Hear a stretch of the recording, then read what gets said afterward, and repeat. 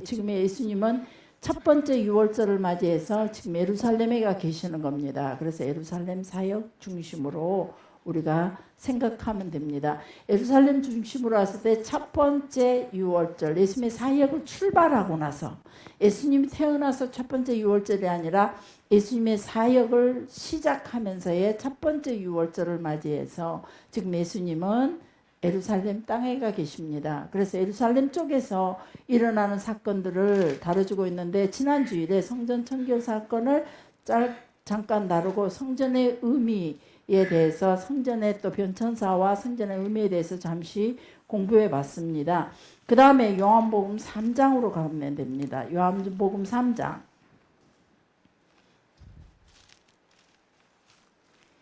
네, 요한복음 3장의 사건입니다. 요한복음 3장에 보면 예수님께서 니고데모와의 만나심이 기록되고 있습니다. 자, 이제 여기서 보면은 3장 1절 한번 읽어볼까요? 시작. 그런데 바리새인 중에 니고데모라는 사람이 있으니 유대인의 지도자라. 자, 여기서 바리새인 중에서 유대인의 관원, 여기서 보니까 유대인의 지도자라 나왔는데, 전에 성경은 관원이라는 표현을 해주고 있습니다. 이게 그런데 여기서는 지도자로 나왔는데, 니고데모는 사내들인 공의의 회원의 일원입니다. 자, 그래 이 사람이 예수님을 찾아왔다는 거죠. 그래서 예수님, 이 니고데모는 나중에 예수님이 죽으신 다음에 요한복음 19장에 보면 예수님의 시체에다가 바르도록 몰약과 침향을 섞은 거. 제가 오일을 이렇게 공부해 보면요, 가장 비싼 오일이 몰약과 침향이에요. 몰약과 침향이 상당히 비싸. 나대향도 비싸고, 나대향은 아직 향을 제대로 못 맡아봤는데, 나대향도 비싸고 몰약과 또 침향이 상당히 비싼 오일입니다. 그런데 이 몰약과 침향 섞은 것을 100근을 가지고 왔답니다. 예수님에게 요한복음 19장 39절에 보면 100근쯤 가지고 올 정도로, 니고데모는 사내들인 공의회 회원이면서 아주 부유한 사람이었다는 거죠. 이 관원이란 말은 헬라어로 아르콘이라는 단어를 주고 있는데, 그 말은 무슨 말이냐, 사내들인 공의의 회원이라는 뜻이랍니다. 아르콘이라는 단어가. 그래서 여기 지도자라는 말을 헬라어로 아르콘이라는 단어를 썼는데, 그는 사내들인 공의의 회원들에게 주어지는 어떤 단어, 이름이라 그러더라고요. 사내들인 공의회는 71명으로 구성되어 있다 그랬습니다. 그래서 주로 이제 고위층의 사제들이라든가 율법학자, 또 원로들을 중심으로 해서 백성의 지도자들이 모여진 그룹인데, 이 그룹들이 보면 대부분이 전통과 율법에 능통했고, 또 그래서 이 사람들은 율법 교사 중에 율법 교사로 활동하기도 하고 랍비라고도 불리웠습니다. 그래서 나중에 니고데모에게 예수님 하신 말씀이, 너는 유대인의 선생이면서 어찌하여 그런 것도 모르느냐라고 말합니다. 선생님, 랍비라는 단어를 쓰고 있습니다. 너는 유대인의 랍비로 있으면서, 백성들의 랍비로 있으면서 어찌하여 그런 것도 모르느냐 했을 때, 이 사내들인 공의원 대부분들이 바로 이렇게 율법 교사로, 랍비로도 불리웠고, 그리고 민사 형사 때 재판 때 재판관으로도, 민형사 재판이 있을 때는 재판관으로도 참여를 했다는 거죠. 그래서 이 사람들이 정치적으로나 종교적으로 상당히 고위권에 있는 그런 직분을 가지고 있다는 겁니다. 자, 2절 한번 읽어볼게요. 시작.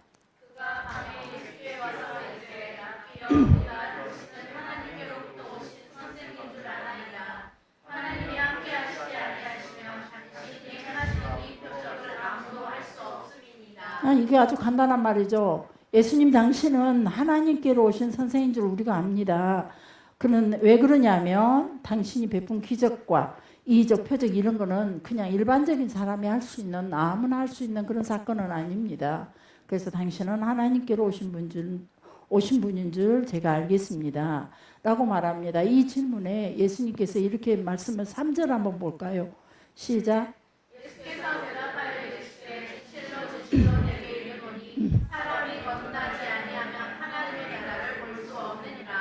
예수님을 단지 선생님인 줄 우리가 압니다. 기적과 이적으로 통하여 하나님께로 오신 분인 줄 우리가 압니다. 라고 했는데 예수님은 그것에 대해서 대답하시는 것이 사람이 거듭나지 않으면 하나님 나라에 갈 수가 없다라고 대답을 하십니다. 중간에 어떤 대화들이 없어졌는지는 알 수 없지만 아니면은 니고데모가 찾아온 그 마음의 생각을 아시고 이런 말씀을 하셨는지는 알 수는 없지만 예수님은 사람이 거듭나지 아니하면 하나님의 나라를 볼 수 없다라고 말합니다. 그럼 5절에 보니까 어떻게 거듭나냐라고 묻는 니고데모에게 5절의 말씀 한번 읽어볼까요? 예수께서 대답하시되 진실로 내게 이르노니 사람이 물과 성령으로 나지 않으면 하나님 나라에 들어갈 수가 없다. 아멘. 물과 성령으로 나지 아니하면 하나님의 나라에 들어갈 수가 없다라고 말합니다. 하나님 나라에 들어가려면 인간의 노력이 아닌 하나님의 은혜와 능력으로 어느 한 부분에 우리에게 개선이 되어지는 그런 것이 아닌 전체적인 그 우리의 본성이 새롭게 되는 것이 바로 거듭난다라고 말씀해 주고 있는 겁니다. 그냥 근본적이고 전인적인 우리의 변화를 말하는 것이죠. 그냥 어느 한 부분이 살짝 변하는 것이 아니라 예를 들자면 또 한 가지 예를 들자면 병든 자들이 이렇게 병을 회복할 때에 점차적으로 낫는 그런 것이 아니라 점차적으로 우리가 변화되는 것이 아니라 점진적으로 변화되는 것이 아니라 죽은 자가 살아나는 것처럼 다시 엄마의 뱃속에서 태어나는 것처럼 즉각적인 확실한 변화로 하나님 앞에 거듭날 수 있다라고 말하는 겁니다. 우리가 점차적으로 우리가 변할 거라고 생각을 합니다. 무슨 말이냐 하면은 이거는 즉각적으로 죽은 자가 살아나는 것처럼 어린아이가 엄마의 뱃속에서 다시 태어나는 것처럼 확실하게 변화될 수 있다는 겁니다. 절대 예수님께서는 우리에게 요구하실 때 불가능을 요구하지 않는다 그랬습니다. 우리에게 가능한 것을 하나님이 요구하신다는 거죠. 근데 우리는 우리 스스로 우리의 변화를 만약 우리 육체의 어떤 소욕에 따라 우리의 마음의 욕망에 따라 우리의 변화를 자꾸 우리 스스로가 자꾸 이렇게 저지하는 것 같아요. 우리 하나님 앞에서 우리가 변화되는 것은 하나님께서 너희들 거듭나야만 된다라고 말하는 것은 확실한 주님께로 테스바라가 어떤 뜻이라 그랬습니까? 완전히 주님께로 돌아서는 것. 완전히 가던 길에서 완전히 딱 돌아서는 것이 테스바라 그랬습니다. 회개라는 것은 완벽하게 딱 돌아서는 게 회개입니다. 잘못했어요. 미안했어요. 그건 내가 잘못한 거 정말로 맞아요. 이렇게 말하는 게 회개가 아니라는 겁니다. 회개는 내가 잘못한 것을 알고 인정하고 다시는 그 자리에 있지 않냐고 그 자리에서 완벽하게 돌아서는 것. 이것이 회개가 되는 것처럼 바로 거듭난다는 것도 마찬가지라는 겁니다. 엄마의 뱃속에서 다시 나는 것처럼 죽은 자가 살아나는 것처럼 전인격적으로 확실하게 거듭날 수 있는데 그걸 뭘로 거듭나야 되느냐? 물과 성령이라 그랬습니다. 자, 이게 물은 깨끗하게 하는 것에 성경에서 보면 물은 깨끗하게 하는 것의 상징으로 많이 드러납니다. 그리고 희생제물을 드릴 때도 보면은 꼭 물로 먼저 제사장들도 물로 씻고 밖에서 나갔다 들어와도 물로 손을 씻고 이스라엘 백성들에게는 이 물이라는 개념이 참 물이 귀한 지역임에도 불구하고 물이라는 개념이 우리를 정결케 하는 것이라는 거예요. 물이. 그래서 이 물은 제사장의 몸을 씻고 언약의 피를 가지고 지성소로 가서 그 죄에 대한 문제를 하나님 앞에 드려질 때 그때서 그게 완벽한 속죄의 시간을 가질 수 있다는 거죠. 그래서 물이라는 것은 우리를 정결케 하는 것, 깨끗게 하는 것의 상징입니다. 네, 물이 물을 보면은 이 에센파라고 있는데 그 에센파가 어디서 나오냐면은 저기 마지막 그 여리고성에서 사해 바다 있는 쪽으로 내려가서 오른쪽 시험산 예수님을 시험했던 그 시험산 아래쪽에 보면은 에센파들이 주거하던 주거지가 있습니다. 그들은 경건이라는 이름으로 한 공동체를 이루고 자기들끼리 모여서 굴을 파고 그곳에서 집을 짓고 그곳에서 서로 공동체 생활을 합니다. 그러면서 오직 말씀 연구로 세상에서 우리를 더럽히지 않고 오직 말씀 연구로만 살아가는, 그래서 본인들끼리 거기서 자급자족하면서 살아가고 있는 사람들이 에센파입니다. 그래서 나중에 에센파에서 참 많은 성경의 고대 문헌들이 많이 나왔습니다. 그리고 이 에센파에서 보면은 그 개종자들이 받아들일 때, 개종자를 받아들일 때 어떻게 했냐, 그들도 역시 물세례로 통해서 개종자를 받아들였다는 그런 문헌이 남겨져 있습니다. 그래서 그리고 또 세례 요한도 역시 물세례를 주면서 회개를 촉구하기도 합니다. 또 고넬로의 가정은, 그러나 그 고넬로의 가정은 보면은 그 가족과 동료들에게 모여서 그들이 모여 있을 때 가족과 동료들에게 물세례가 아닌 성령 세례로 통해서 바로 하나님을 직접 하나님을 경험하게 됩니다. 그리고 물은 그래서 그리고 또 사도행전 18장에 보면 에디오피아 내시에게 또 성령이 직접 성령 세례로 통해서 성령의 임재를 경험하게 됩니다. 자, 근데 이 성경의 주로 물을 표현할 때 우리의 보통적으로 우리가 설교를 듣는다든지 보통 이렇게 했을 때 물을 세례 요한의 세례, 기독교의 세례로 관련시키고 있습니다. 그래서 물과 성령으로 거듭나야 된다, 이걸 설명할 때 요한의 물세례, 그리고 우리 현재 기독교에서 행하고 있는 이 물세례, 이것으로 통해서 물을 표현하기도 한다는 겁니다. 그런데 결국은 어떤 이 내용들이 가만히 보면은 물과 성령을 구분시킬 것이 아니라 결국은 하나라는 의미로 생각할 수밖에 없다는 겁니다. 무슨 말이냐면 영적 출생을 통해서야만, 우리가 육적인 출생도 있었지만 영적 출생을 통해야만 하나님 나라에 참여하게 된다는. 그래서 우리는 물이냐 세례냐, 물로 세례를 받느냐 성령으로 세례를 받느냐, 이게 중요한 것이 아니라 물세례도 역시 거듭나게 되는 하나의 어떤 그 도구의 역할, 시점으로 삼는다며 성령 세례는 영적으로 완벽하게 거듭나게 되는, 우리 성령 세례는 하나님의 영의 임재로 통하여 우리가 완벽하게 거듭나게 되는 그런 과정이라는 거죠. 물세례도 역시 우리가 하나님 앞에서 물세례를 받는 순간, 교회에 들어와서 물세례를 받는 순간 우리는 하나님 앞에서 완전히 거듭나는 그런 삶이 되어야 된다는 거죠. 전인격적으로 죽은 자가 살아난 것처럼. 근데 우리는 교회에 들어오면 6개월 만에 세례를 줍니다. 어떻게든 교회 구성원으로 붙잡고자. 그래서 어떻게든 교회 구성원으로 붙잡고자, 교인으로의 자긍심을 갖게 해주고자. 물론 그 세례를 줄 때 충분하게 세례의 이유를 설명하고, 세례의 어떤 그 세례를 통해 우리가 하나님 나라 백성으로서 어떤 모습으로 살아야 된다는 걸 교육하고 세례를 주기는 하지만, 그래도 우리는 너무 수월하게 이 세례 교인으로서의 자리에 앉아 있다는 거죠. 그래서 우리 교회에서는 종종 자주 성찬 예식을 1년에 한 차례만 하는 게 아니라 성찬 예식을 종종 자주 하는데, 그 예식을 할 때마다 성찬 예식도 마찬가지로 그런 예식으로 통해서, 또 세례라는 이런 예식으로 통해 우리가 날마다 주님 앞에서 완벽하게 돌아서는, 죽은 자가 살아난 것 같이 완벽하게 새로운 영적 출생이, 늘 우리는 그런 출생을 갖기 위해서 우리 스스로가 무던히도 노력을 해야 된다는 거죠. 살다가 보면 내가 변할 거야가 아닙니다.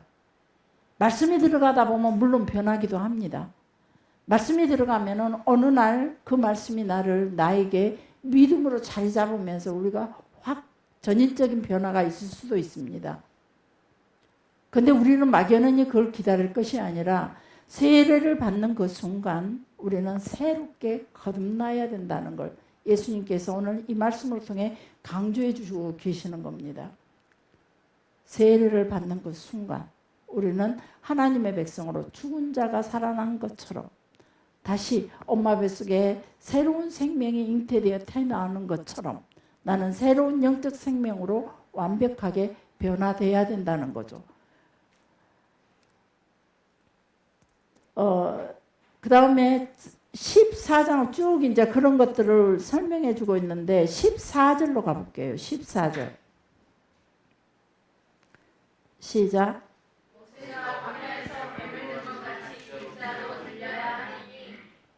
자, 여기 이 내용은 무슨 내용이냐면은 민수기 21장에 나와 있는 내용입니다. 출애굽 백성들이 광야길을 가다가 그냥 길이 험해지자 막 불평을 합니다. 그리고 모세와 하나님을 원망을 합니다. 그때 하나님께서 그 불평하는 소리를 들으시고 불뱀을 이스라엘 백성들에게 보냅니다. 보내면서 이스라엘 백성들을 물게 했고 그 불뱀의 독성으로 인해서 수많은 사람들이 죽게 됩니다. 그때 모세가 하나님 앞에 기도를 합니다. 그러자 하나님께서 그 백성들이 살아나는 방법을 가르쳐 주십니다. 놋으로 불뱀을 만들어 불뱀 모양을 만들어서 높이 장대에 달게 합니다. 누구든지 살 것이는 내가 다시 살 수 있다는 그 믿음을 가지고 그 놋뱀을 쳐다보는 사람마다 불뱀의 독이 사라지고 살아났다는 거죠. 자, 믿음이라는 것은 믿는 자라는 것은 뭘까라고 다시 한번 생각해 보시기 바랍니다. 믿음이라는 것, 우리가 예수를 믿는다는 것은 뭘까? 예수님께서는 그 니고데모에게 계속된 질문과 답변으로 통해서 계속 가르쳐 주십니다. 성령으로 우리가 거듭나야 된다라고 말씀하시면서 물과 성령으로 거듭나야 된다 하시면서 결국 영적 출생으로만 하나님 나라에 들어갈 수 있다.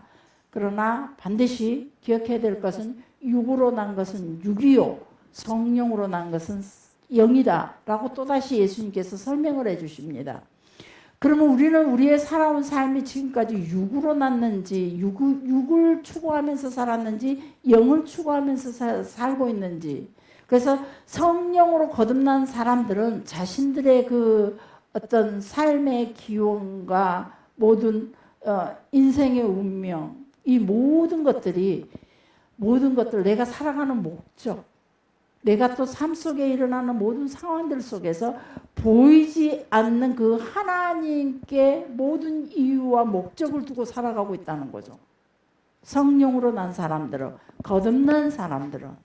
성령으로 거듭난 사람들은 하나님께 목적을 두고 자신들의 태어난 것도, 자신들의 죽음도, 자신들의 전체적인 삶을 하나님께 두고 있다는 겁니다. 성령으로 거듭난 사람들의 그 행위에 대해서 평범한 이성으로는 서로 이해할 수가 없는, 우리는 근데 우리의 이성으로, 우리의 생각으로, 우리가 알고 있는 지식의 판단으로 하나님의 일들을 자꾸 판단하려고 한다는 거죠. 우리의 계획과 우리의 살아온 삶을 이해하는 것도 성령으로만 이해할 수 있다는 겁니다.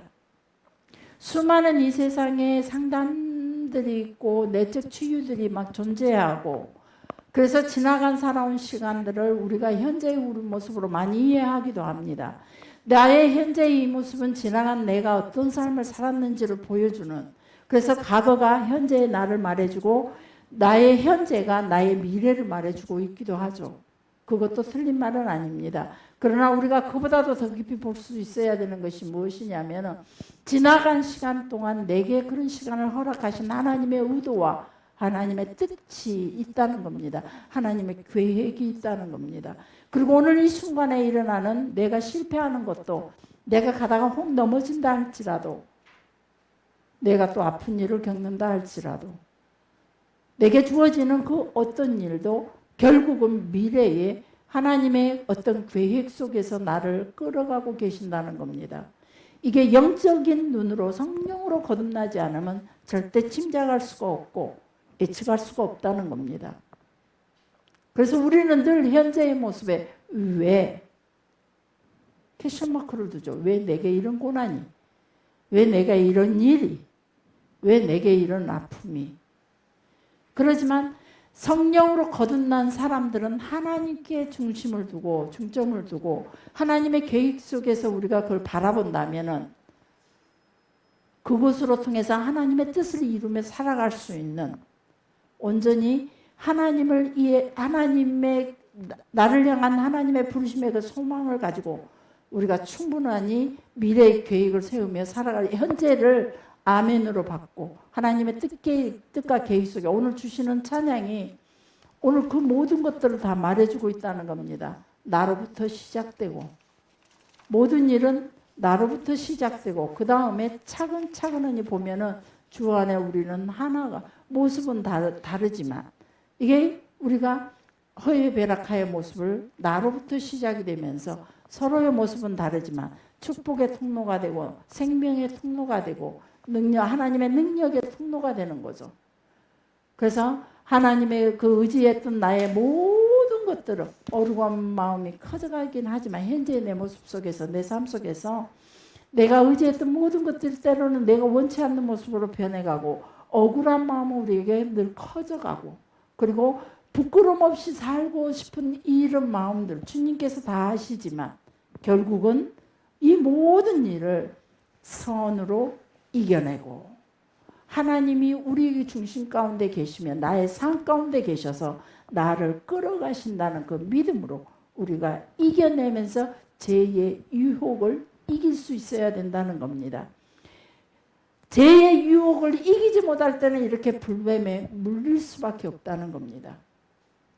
현재의 나의 삶에 불평과 불만을 가질 때는 불뱀에 물릴 수밖에 없습니다. 사단은 가만히 보면은 성경의 역사, 성경을 쭉 읽어보면 가룟 유다는 돈에 대한 욕심이 많았습니다. 그래서 가룟 유다의 마음속에 예수를 팔고 그 돈을 챙기고자 하는 그 강력한 마음이 들어왔던 거죠.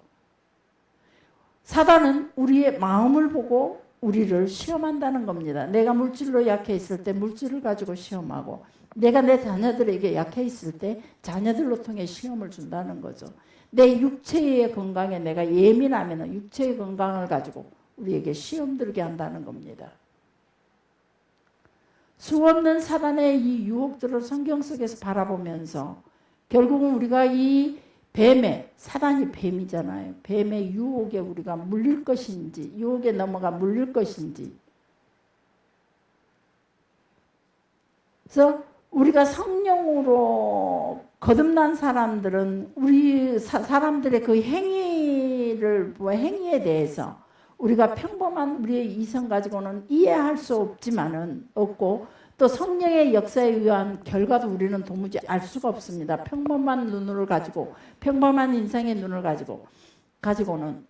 그러지만은 예수 그리스도를 영접하고 우리의 속사람이 완전히 변화된 그런 사람은 이전에 그 제약된 습성들, 지금까지 살아왔던 나의 인간적인 그런 습성들, 세상 속에 물들어서 적당하게 그 세상의 풍습과 구습을 따라가던 그런 습성들을 자연히 버리게 돼 있다는 겁니다. 성령의 옷을 입게 되면, 성령님이 내 안에 온전히 자리 잡게 되면. 그래서 불평을 하다 내 속에 사단은 늘 내 연약함을 가지고 와서 나를 유혹하지만은 그 유혹으로 인해 나 역시도 때로는 불평할 때가 있고 나 역시도 때로는 절망할 때 있지만 연이어 바로 내 안에 계신 성령께서 바로 치고 말씀으로, 찬양으로, 기도로 통해서 바르게 또 내가 하나님 앞에 온전히 설 수 있도록 인도하시더라는 겁니다. 그래서 우리가 늘 주님 앞에 서 있어야 된다는 거죠. 근데 우리가 시험이 들고 어려울 때는 자꾸 주님을 떠나요. 그리고 영의 사람들과 자꾸 멀어져요. 너무 신기해요. 내가 좋은 일 있을 때는 영의 사람들과 가깝지만 내게 행복한 일이 많았을 때는 그저 하나님 앞에 감사하고 살지만은 조그만 문제가 생길 때는 이상하게 영의 사람들과 자꾸 멀어지고 하나님과 관계도 멀어지게 돼요. 그러니 하나님의 온전한 인도하심과 그의 계획, 육의 어떤 습성과 육의 생각들을 가지고 있는 한 절대 하나님의 성령의 역사, 하나님의 성령의 계획들, 하나님의 생각과 어떤 뜻들을 절대 우리가 알 수가 없다는 겁니다. 그래서 니고데모가 이렇게 말합니다. 어떻게 그럴 수 있습니까? 이런 일이 있을 수 거듭난다는 거 어떻게 그런 일이 일어날 수가 있습니까? 그러니 그때 예수님께서 말씀하십니다. 너는 선생으로 이스라엘의 선생으로 있으면서 그런 것도 모르냐? 너는 선생으로 있으면서 그런 것도 모르냐? 그의 어떤 가지고 있는 이름을 예수님도 다 알고 있었던 그걸 증명해 보여주고 있는 겁니다. 우리에게. 우리는 아는 것을 말하고 금서 예수님이 이렇게 말합니다. 나는 예수님을 말하는 거예요. 예수님과 그의 제자들 통틀어서 말씀하신 것 같아요. 우리는 아는 것을 말하고 본 것을 증거한다. 그러나 너희가 우리가 증거하는 것을 받지 않는다. 살아오면서 참 많은 하나님의 기적과 이적들을 많이 경험합니다. 경험했습니다. 남들이 경험하지 못한 송명희 시인이 이런 경험을 하죠. 이런 노래를 하죠. 나는 남이 갖지 못한 것들을 갖게 했고 나는 남이 있는 것이 내게 너무 많이 없지만 송명희 시인이 하는 말은 남들에게 있는 건 나한테 없지만 나도 역시 남들이 겪어보지 못했던 걸 겪었고 남들이 알지 못한 걸 알고 남들이 받지 못한 사랑을 나는 받았다. 하나님과의 관계 속에 영의 사람으로서의 고백이 바로 이런 고백인 것 같아요. 그래서 저 역시도 살아오면서 참 많은 기적과 이적들을 경험했습니다. 매 순간마다 지금까지 살아온 것이 하나님의 은혜로 살았습니다. 물질의 문제, 여러분들 자주 제가 하는 거는 거기에 대한 불평과 불만이 있어서 얘기하는 거 아닙니다. 단지 하나님이 이렇게 나에게 역사하셨다는 걸 자랑하고 싶을 뿐입니다. 생활비도 받지 않는 긴 시간 동안 살아왔지만 내가 그렇게 나누면서 살아왔던 것은 오직 하나님의 은혜였습니다. 하나님이 나를 입히시고 먹이셨고 그런 과정 속에서도 나는 나눠주기를 좋아했지 받는 걸 좋아하지는 않았다는 거죠. 참으로 힘들고 배고픈 시절도 많았고 아프고 힘든 시절 많았지만 그때마다 하나님 앞에 서 있으면서 죽고 싶고 나도 포기하고 싶고 절망이 있는 순간 많았지만 그때마다 하나님 앞에 서 있으면서 하나님 보시기에 이쁜 모습이 되기를 원했고 하나님 보시기에 그나마 하나님이 그 눈동자로 나를 바라봐 주시기를 원하면서 작은 것 하나 섬기기를 소원하면서 살아왔습니다. 그러면서 그 가운데 경험해 본 것 생각만 해도 주시는 하나님. 모든 사방이 막혔을 때 출입문까지 다 막힌 그 상황에 창문 열어놓고 탈출구를 준비해 주시는 하나님. 광야에서 먹을 것 하나 없이 뜨거운 태양볕에 아무도 없는 광야길에서 홀로 고통스러울 때 까마귀들 보내서 먹이시는 하나님. 만나와 메추라기로 내게 허락하셨던 그 하나님. 수없이 많은 그리스도인들에게 애쳐보지만 그들은 결코 믿음으로 받아들이지 않고 있다는 것을 말하고 싶습니다. 하나님의 기적과 이적들을 수없이 얘기해보지만 때로는 나를 투명인간처럼 사람들 앞에서 감추는 그런 기적도 경험했습니다. 그러지만 그런 것들을 많은 사모님들이 만나고 목사님들을 만나고 그러면서 그런 것들을 얘기해보지만 그들에게는 그냥 스쳐 지나가는 이야기로 듣는 걸 보면서 역시 이 말씀이 이해가 된다는 겁니다. 나는 아는 걸 말하고 나는 본 것을 증거한다. 그러나 너희가 우리의 증거를 받지 않는다. 아마 수많은 목사님들이 설교하시면서 하고 싶은 말이 가슴 두드리며 답답해하면서 하고 싶은 말이 오히려 이런 말씀이지 않을까. 수없이 너희들에게 말하고 있지만 너희들은 듣지도 않고 받지도 않는다. 11절에 땅의 일을 말해도 너희가 믿지 못하는데 어찌 하늘의 일을 말하면 너희가 믿을 수 있겠느냐. 율법학자요, 선생이요, 백성들의 지도자로 있는 이 니고데모에게 안다면은 누구보다도 어쩌면 예수님의 제자들보다도 이 사람이 이론적으로 훨씬 더 많은 것들을 알고 있지만 이 니고데모에게 하는 말이 무슨 말이냐. 땅의 일을 말해도 너희가 이렇게 이해를 못하는데 하늘의 일을 말하면 너희가 어떻게 이해를 하겠냐. 예를 들어 맨날 설명해줘도 이해하지 못하면서 하늘의 초월적인 영적인 일을 너희가 어찌 알겠느냐.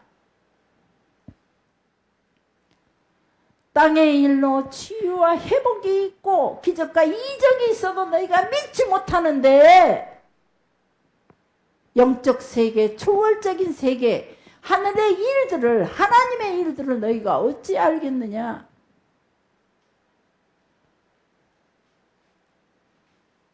답답해 하시는 예수님의 음성이 마치 들리는 것 같습니다. 그러면서 3장 14절 말씀을 하시는 겁니다. 모세가 광야에서 뱀을 든 것 같이 인자도 예수님의 죽으심을 예언하는 것이죠. 인자도 이렇게 들려야 하리라. 저를 믿는 자는 영생을 얻으리라.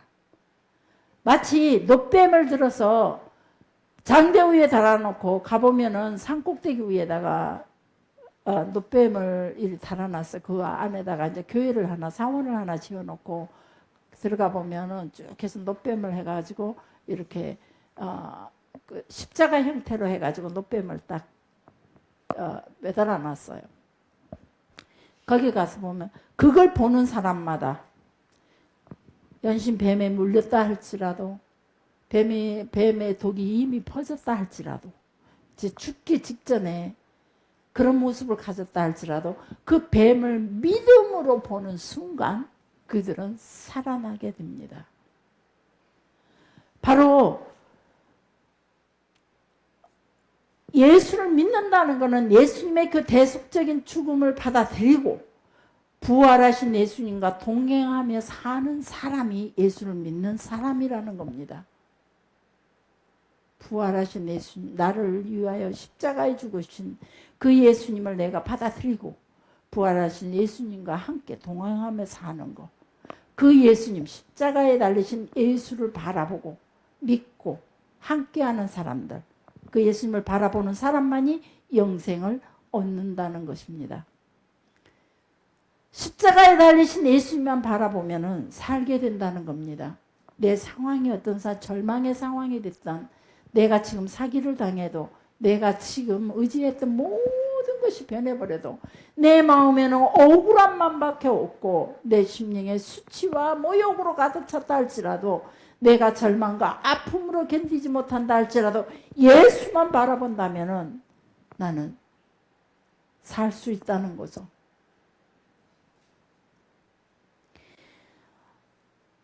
피스톤이라고 하는데 믿는이라는 단어가 피스톤이라고 하는데 피스톤이라는 이 단어는 현재형이랍니다. 과거형도 아니고 현재형.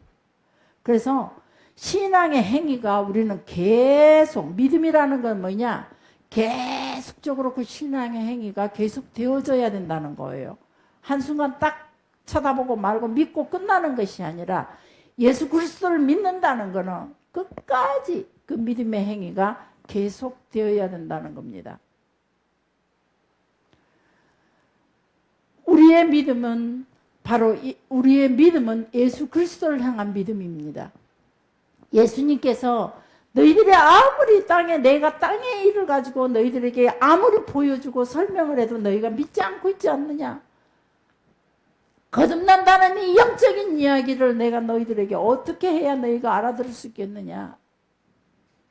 바로 십자가에 죽을 앞으로 너희 죄 때문에 죽을 나를 끝까지 믿고 계속 그 믿음의 행위를 가지고 끝까지 나를 따라올 때 너희가 진정한 거듭남을 맛보게 될 것이고 진정한 영생을 얻게 될 것이라는 겁니다. 요한복음 3장 16절 우리 너무 잘 아는 말씀이죠. 한번 같이 말씀을 시작.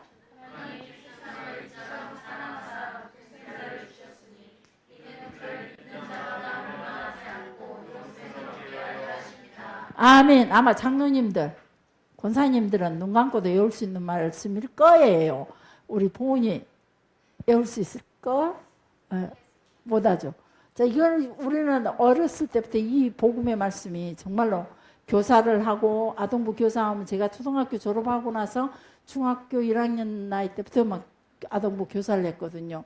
능력 있는 교사였어요. 우리 동생도 이제 얼마 전에 아버님 그 장례식 때 얘기하면서 누님이 그 교회를 데리고 나가서 동생들도 막 교회 안 나가면 저한테 뭐 손바닥 맞았다는데 그런 때린 기억은 안 나요, 저는. 근데 교회는 막 기어이 데리고 가면서 또 요절을 내면 제가 돈을 줬대요. 참 내가 뭔 돈을 줬을까? 나는 엄마한테 용돈 하나도 안 받고 살았는데 그래서 돈이 없어갖고 정말 뭐 하나 하지 못했는데 내가 뭔 돈을 줬을까 해서 궁금했어요. 물어보고 싶었는데 그 친구도 알리는 없겠죠. 돈 받은 것만 기억하니까. 돈을 줬대요. 요절을 낼 때마다 제가 그 진짜 금쪽 같은 돈을 준 것 같아요. 그렇게 교사하면서 그때부터 이 말씀은 제 온몸에 온 영혼 속에 온 생각 속에 지금도 역시 딱 눈 감으면 이 말씀이 저절로 생각나고 떠오르는 거예요. 한 번 더 읽어봅시다. 시작. 하나님이 세상을 이처럼 사랑하사 독생자를 주셨으니 이는 그를 믿는 자마다 멸망치 않고 영생을 얻게 하려 하심이니라. 아멘. 이 유명한 말씀이 니고데모에게 하신 말씀이더라고요. 이 유명한 말씀이 수없이 성경을 읽으면서 나는 이게 이게 참 니고데모에게 이 말씀을 하셨구나. 기억하십시오. 하나님께서 예수님께서 니고데모에게 주신 유명한 말씀들이 육의 일도 너희가 이해하지 못하면서 영의 일을 어찌 이해하겠느냐. 하나님이 세상을 이처럼 사랑하자 독생자를 주셨으니 이는 그를 믿는 자마다 멸망치 않고 영생을 얻게 하려 하심이니라.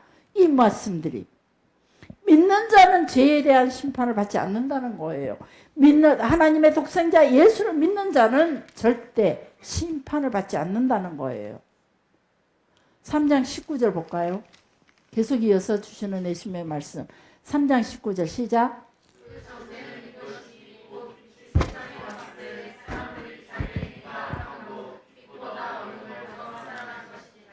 네, 이 말씀을 읽으면서 참 많이 묵상하게 됐어요. 몇 번을 묵상하고 몇 번을 생각하고 빛이 세상에 왔고 사람들 왔으나 사람들의 그 행위가 악해서 그 빛보다 어둠을 더 사랑한다는 거죠. 왜냐하면 빛으로 인해 사람들의 행위가 드러나기 때문이에요. 우리가 과거에 이런 말 있죠. 왜 원망하지 마라 그랬더니 원망했던 일들이 드러나니까 본인들이 계속 그 빛에 대해서 거부를 하는 거예요. 말씀에 대해서 거부를 하는 거죠.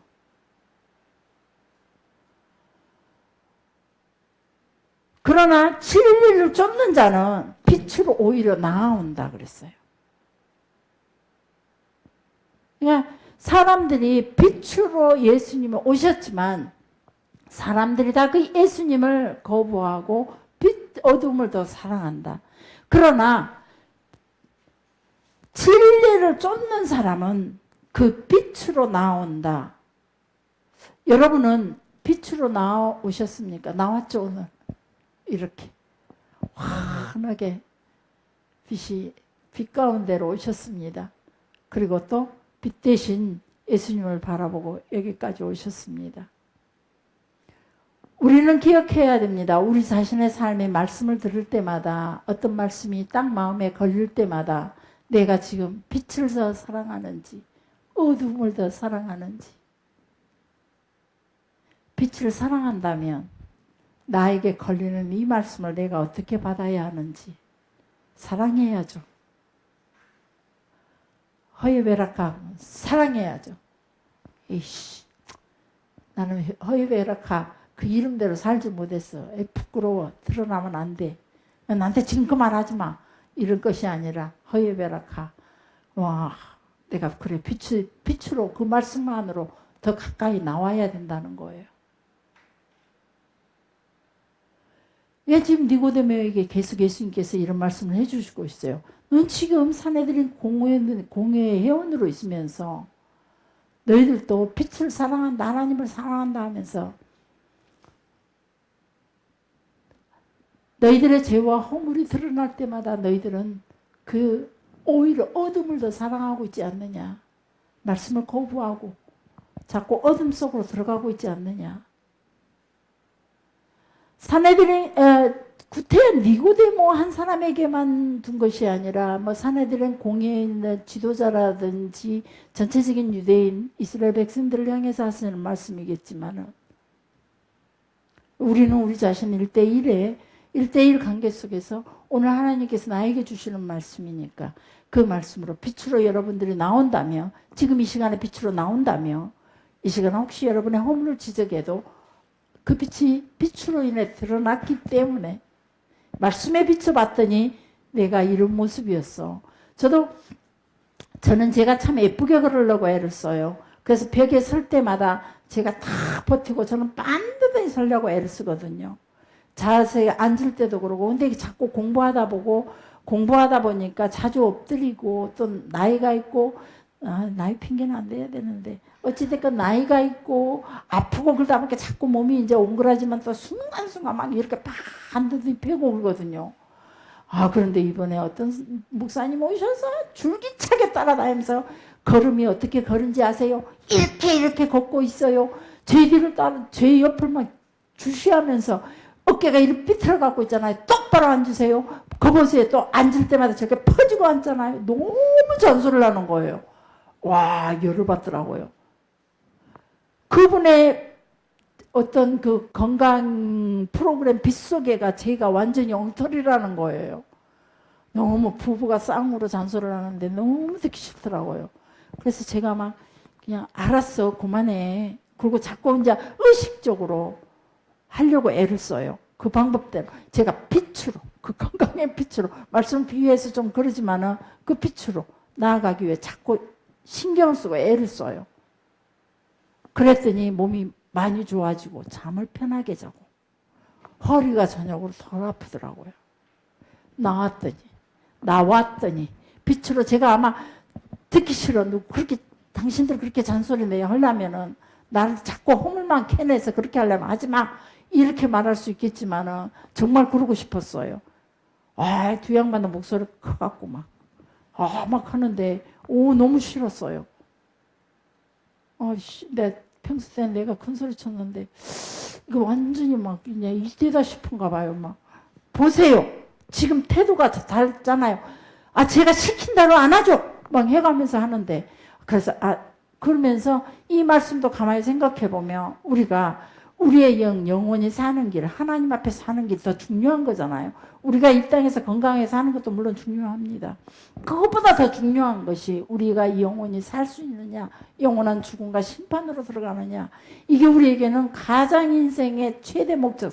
내가 이 땅에 태어난 것이 왜 태어났는가? 바로 그 하나님 나라를 위해서. 내가 걸어가는 나 한 사람 나이 먹어가면서 살아가는 인생의 여정의 마지막 목적이 어디냐 이 말이죠. 그게 저 영원한 하나님의 나라, 영생이라는 문으로 들어가야 되는데 우리가 그 길에 관해서는 너무나 많이 거부하고 너무나 많이 우리 자신을 어둠 속에다 가두고 있다는 거예요. 그래서 우리는 하나님의 말씀 앞으로 자꾸 나올 수 있는 나오기를 의도적으로 신경을 써야 된다는 겁니다. 신앙생활을 그냥 쉽게 생각을 하시면 안 된다는 거예요. 영생을 얻는다는 게 그리 쉬운 일이 아니라는 거죠. 육으로 태어나고 육으로 생명을 건네주는 것도 엄마가 10달 동안 그 이전부터 수많은 작업이 있어요. 요즘 사람들은 임신도 잘한대요. 젊은이들이.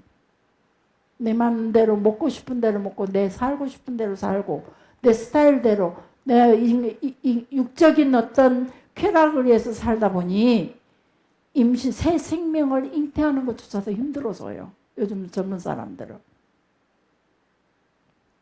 네, 새 생명을 잉태하기까지 우리는 참 많은 것들을 절제하고 많은 것들을 조심하고 많은 것들을 주의하면서 살아온단 말이에요.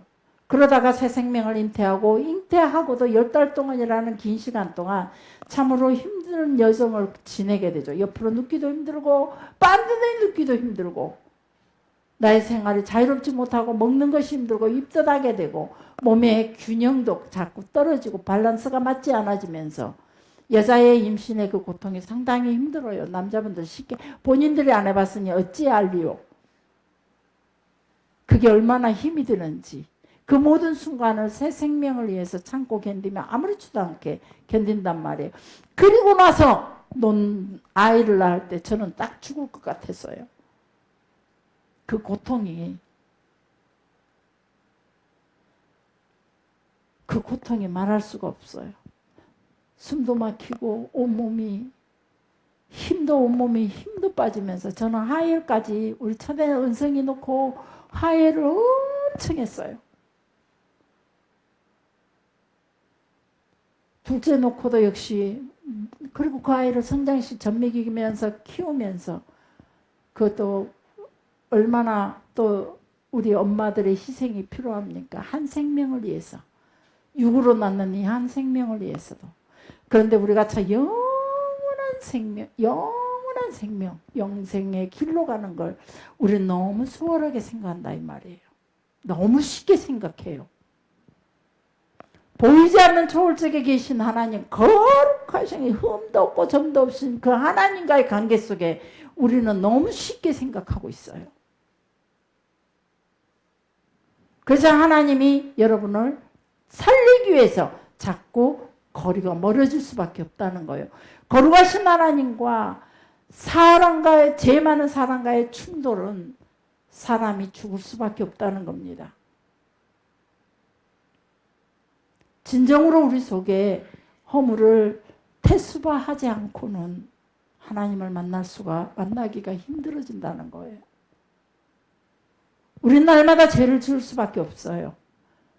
죄의 습성, 죄의 원죄를 가지고 태어났고 태어나서 보니 모든 세상의 삶이 죄 가운데 살아가고 있잖아요. 그래서 우리는 죄에 습성되어 있고 그래서 습관처럼 죄를 짓게 되어 있고 생각하는 구조가 생활하는 삶의 태도들이 그리고 우리의 삶의 계획의 그 어떤 프로그램도 역시 죄 가운데 자꾸 이렇게 계획을 세우는 것 같아요. 그런 죄 가운데 살아가고 있는 우리가 하루아침에 완벽한 변화는 힘들지만 그래도 그 속에서 나와의 육적인 어떤 정욕과 싸워서 나의 습성과 싸워서 거룩함을 지키게 완벽한 하나님 앞에 거룩함을 완전히 돌아서기 위해서 거듭나기 위해서 길을 쓰고 딱 그 영적인 전쟁을 딱 싸우고 나면 그리고 딱 돌아서고 나면 이미 하나님의 성령이 우리 가운데 물 부듯이 부으신다는 겁니다. 그래서 하나님과의 관계 속에 우리가 그 돌아서는 그 과정이 차차 고치지 뭐, 차차 만나지 뭐, 그냥 이 모습 이대로 우리는 이 모습 이대로 주봐도 없어서 그런 찬양이 너무 많아요. 그래서 회개 없이 하나님을 만나려고 그래요. 날마다 잘못했습니다. 비를 게 아니에요. 그거는 회개가 아니라는 거예요. 그 삶에서 완벽히 돌아서는 게 회개라 그랬죠. 오늘 또 실수했지만 또 회개하고 완전히 돌아서고 살다 보면 내가 또 은연중에 그런 뭐 실수를 할지라도 또다시 완벽하게 또 회개하고 돌아서는. 그래서 이 작업을 할 때에 성령께서 나를 도우신다는 겁니다. 우리가 의지적으로 하나님 앞에 돌아서지 않고 계속 막연하게 기다리고 있다면 하나님도 우리를 하나님께서 우리에게 임재하고 성령으로 불같은 성령으로 이렇게 확 임하실 때에 그게 조금씩 더뎌질 수 있다는 겁니다. 이렇게 표현해서 좀 그러긴 하지만 그래도 우리가 하나님 앞에 성령에 충만해지기 위해서는 하나님과 온전한 동행이 있기 위해서는 오늘 이 말씀이 우리에게 너무나 필요한 말씀이라는 겁니다. 어둠 속에서 보지 못했던 우리의 허물과 죄가 빛 대신 예수님의 말씀 앞에서 하나님 말씀 앞에서 하나님 앞에 앉기만 하면 자꾸 생각나고 말씀을 들을 때에 생각나고 나의 양심이 찔림을 받고 그랬을 때 더 앞으로 하나님 앞으로 더 가까이 나오시면은 그것은 그 우리 속에 그 죄악도 역시 어둠에 속해져 있는 거기 때문에 빛 대신 예수님이 오실 때 그 죄악마저도 싹 사라질 수밖에 없다는 겁니다. 내가 예수님 앞으로 나왔기 때문에. 이해를 하시죠? 내가 예수님 앞으로 딱 나왔기 때문에 내가 허물과 죄악 가운데 있었고 어둠 속에 살았지만 예수님 앞에 나오는 순간 나의 죄를 대신 짊어지고 십자가에 고난당하시고 죽음당하시고 부활하신 거 예수님 앞에 나오는 순간 그 죄마저도 싹 사라질 수밖에 없다는 겁니다. 생각해보면 예수님 앞에 나오는 게 아주 간단합니다. 나의 수치가 드러날까 두려워하지 말고 나의 연약함이 드러날까 수치스러워하지 말고 그냥 예수님 앞에 나오기만 하면 되는 겁니다. 그러면 그것마저도 다 사라진다는 거예요. 나오는 순간 예수님은 우리의 죄가 없는 것처럼 덮어주신다는 겁니다. 그래서 의식적으로 주님 앞에 나오는 것을 자꾸 하시기를 바랍니다. 주님을 자꾸 만나는 것을 자꾸 여러분이 주님 앞에 서는 것을 연습하셔야 된다는 겁니다. 어떤 상황 가운데서도 진리를 쫓는 자, 빛을 쫓는 자가 되시기를 바랍니다. 여러분들 진리를 절대 거부하는 자가 되지 마시기를 바랍니다. 빛을 거부하지 마시기 바랍니다. 더 가까이 힘이 들수록 나의 고난의 짐이 무거워질수록 내 어깨에 짊어진 짐이 나를 더 누를수록 예수님 앞에 하나님 앞에 나오게 되며 그 짐들은 물러갈 수밖에 없다는 겁니다. 사람이 빛 대신 하나님에게로 나오는 것이 바로 원래의 우리의 그 자기의 그 기원이라 원래의 하나님 우리를 창조하셨던 그 원래의 모습으로 우리가 돌아가는 겁니다. 그러니까 빛 대신 하나님 앞으로 나오는 것이 바로 에덴의 축복을 우리가 다시 찾을 수 있다는 겁니다. 에덴 동산이 다시 내게로 다시 에덴의 동산에 있었던 하나님은 맨 처음 지으셨던 그 사람의 모습으로 우리 부족함이 없는 그런 사람의 모습으로 우리가 하나님 앞에서 돌이킬 수 있다는 겁니다. 그리고 이제 이 니고데모를 만나시고 난 다음에 이제 요한복음 4장으로 한번 넘어가 보시게요.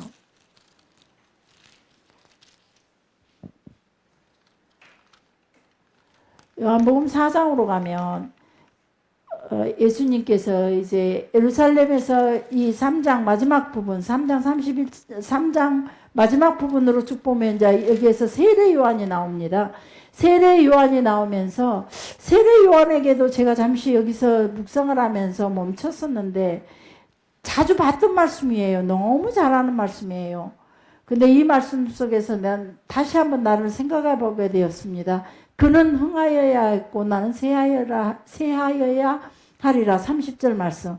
그런데 이제 22절 말씀부터 보면은 니고데모의 이야기가 끝나고 나서 다음 장면이 이어집니다. 예수께서 제자들과 유대 땅으로 가서 그가 함께 유하시면서 세례를 베푸시더라.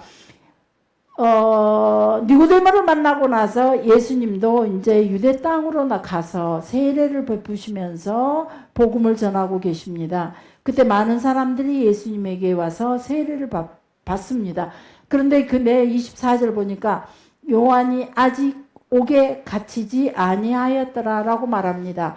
나중에 이제 요한이 옥에 갇히는데 요한이 옥에 갇히지 않는 상황 속에서 예수님을 따르는 사람들이 많아지기 시작합니다. 그리고 요한에게 몰렸던 사람들이 이제 예수님에게로 몰립니다. 예수님에게로 몰리자 요한의 제자들이 요한에게 와서 말합니다. 그 예수님 그 26절 한번 보시게요. 시작. 그들이 요한에게 가서 이르되 라비여 선생님과 함께 요단강 저편에 있던 이 선생님이 증언하시던 이가 세례를 베푸네. 사람들이 다 그에게로 선생님에게 왔던 사람들이 다 그 사람에게로 가버렸어요. 예, 그때 요한이 뭐라고 말하냐면 대답하되 만약 하늘에서 주신 바 아니면 사람이 아무것도 받을 수 없다. 내게 왔던 사람들도 하나님이 주신 것이다. 그리고 그분에게 가시는 사람들도 역시 하나님이 주신 것이다. 그리고 하시는 말씀이 쭉 이제 28절 29절 말씀하시면서 나는 흥하여야 하고 나는 예수님은 흥하여야 하겠고 나는 새하여야 하리라. 이 말씀을 보면서 요 세례 요한은 자기의 죽을 때를 알았고 자기의 사명의 시간을 알았고 자기의 할 일을 알았고 자기의 죽을 때 이제 사명의 마지막을 알았구나. 그래서 나는 새하여야 하리라 이런 표현을 쓰셨구나 라고 생각했습니다. 자, 우리가 교회 안에서 새 신자가 와서 조금 더 어떤 믿음 있는 행위를 할 때 대부분 전에 우리 교회 성령의 역사가 임할 때 가장 그 문제 있는 사람에게 가장 먼저 성령이 임했죠. 그때 다들 이렇게 교인들에게 시기하는 마음, 질투하는 마음, 욕심을 가지고 하는 마음, 그 마음들이 좋은 마음으로 작용을 했어요. 시기하는 마음, 그것을 질투하는 마음이. 그래서 나도 성령을 받아야지. 그래서 사람들이 적극적으로 나서게 됐어요. 그 사람 때문에. 날마다 노름하고, 전에도 얘기했죠. 날마다 노름하고, 밤마다 노름하고, 아침이면 집에 퇴근해서 한숨 오전에 자고, 그리고 오후면 낚시 갔다가, 또 밤이면 또 돌아와서 노름하고. 이 시간이 계속 돌았어요. 돈은 벌지도 않고, 낚시, 그냥 하여튼 자우지간 이 사람이 아버지가 깡패 순천 시민파 깡패 출신이고 또 그 아들도 역시 비슷해가지고 어느 날 교회차를 이 사람이 운전을 하고 가는데 조례동 쪽에서 신호등 대기하는 데서 운전을 하면서 차를 멈췄어요. 그랬더니 뒤따라오는 차가 자기가 운전하고 있는데 멈춰서 사고가 날 뻔했다고. 차를 중앙선을 넘어서 옆차로 와가지고 운전하는 그 집사님 옆에다가 문을 열어놓고 소리를 지르고 욕을 하기 막 시작하는 거예요. 오메 그 사람이 깡패 출신 같아 보였어요. 그래갖고 나도 옆에서 앉아서 쫄아갖고 있었죠. 그랬더니 이 사람이 막 내려서 막 난리를 제기니까 소리를 지르고 욕을 하니까 이 집사님이 하시는 모습에 창문을 딱 열더니 너 누구 알아? 너 누구 알아? 그러니까 이 사람 어쩌십니까? 그 사람한테 나 만났다고 얘기해. 나 누구 욕을 더라고. 그러니까 예 알겠습니다 하고 쉰가 보더라고요. 저 기적을 봤어요. 처음 본 그런 장면이었어요. 이런 거구나. 와 막 그냥 그 사람 좀 그랬어요. 그런 사람이었어요. 이 사람이 성령을 제일 먼저 받고 나니까 막 돌이켜서 성령을 받고 나니까 사람은 우리 교인들 전체가 질투를 하고 시기를 하고 저 사람이 저러는데 저 사람이 방언을 하고 저 사람이 저렇게 막 변화됐는데 그러면서 같이 그냥 막 그러더니 막 뒤 의자가 넘어져도 모르게 막 아다다다다다다다다 막 난리가 나고 저 이모 권사도 그러고 저 이모 권사도 막 밑으로 뒹구면서 난리가 났어요. 불을 받아서 막 모든 사람들이 욕심을 부리고. 그래서 근데 다행히 우리 교회는 그런 교인들이 많아서 좋았어요. 감사해요. 그런 교인들이라서. 근데 다른 교회 교인들은 질투를 많이 하죠. 시기가 나오고 비판하고 이런 것들로 인해서 그런 일이 없었으면 좋겠다라는 생각. 그래서 우리 교회는 없었으니까 뭐 또다시 영혼이 없었으면 좋겠다라는 생각이 듭니다. 자, 우지간 세례 요한이 예수님에 대해서 전혀 그 시기하든가 질투를 하든가 서운함이 없이 그분은 흥하여야 하겠고 나는 쇠하여야 하리라. 이 고백이 그분에게 어떤 심정으로 이 고백을 했고 제자들에게 그걸 가르쳐 줬을까? 담백하게. 참나 이 말씀을 아주 담백하게 제가 받으면서 이 담백하게 말씀하셨을 거라고 생각을 했어요. 비참하거나 비굴하거나 서운하거나 이런 기분이 아닌 당연하게. 그러면서 이 말씀을 보면서 누군가의 하나님 앞에서의 새로운 그 모습들, 새신자들이 와서 교회를 섬기고 봉사하고 그럴 때도 우리가 그렇게